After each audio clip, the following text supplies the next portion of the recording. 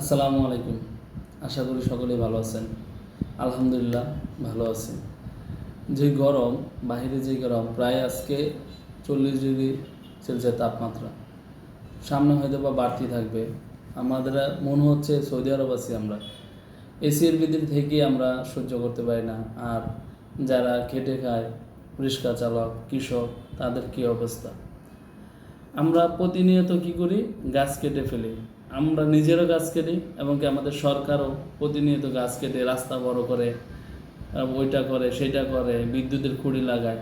কিন্তু প্রতিনিয়ত আমরা গাছ কেটে ফেলছি। গাছ কেটে ফেলার কারণ হচ্ছে আপনার বৃষ্টি কম হচ্ছে এবং কি গরম খুব বেশি হচ্ছে।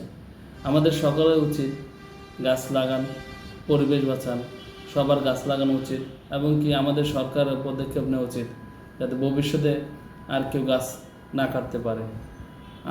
সরকারের কঠোর পদক্ষেপ নেওয়া উচিত এবং কি সেদিকে লক্ষ্য রাখা উচিত।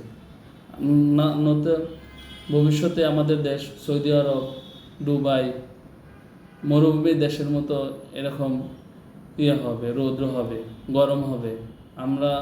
আমাদের দেশে কৃষিপ্রধান দেশ। আমাদের কৃষক মাঠে কাজ করে, জেলেরা নদীতে মাছ ধরে এবং কি অনেক শ্রমিক আছে, লেবার আছে, রিক্সা চালক আছে।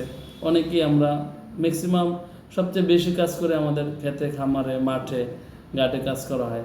আমাদের তাদের প্রতি লক্ষ্য রেখে, তাদের প্রতি গুরুত্ব দিয়ে আমাদের সরকারের উচিত পদক্ষেপ নেওয়া, এখনই পদক্ষেপ নেওয়া যে বেশি বেশি গাছ লাগানো এবং কি যাতে পরিবেশ রক্ষা হয়, মানে গাছ যাতে কেউ না কাটতে পারে। আমাদের ঢাকাতে তো অবস্থা খুবই খারাপ।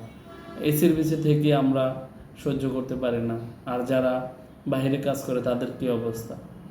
যারা বাইরে কাজ করেন তাদের প্রতি রিকোয়েস্ট, আপনারা বেশি বেশি লেবুর পানি খাবেন, যাতে স্যালাইন খাবেন, যাতে অসুস্থ না হয়ে পড়েন এবং কি যাদের ছোট বাচ্চা আছে তাদের প্রতি খুব লক্ষ্য রাখবেন। গরমে ভাইরাস, জ্বর, তারপরে আরও বিভিন্ন রোগ হতে পারে।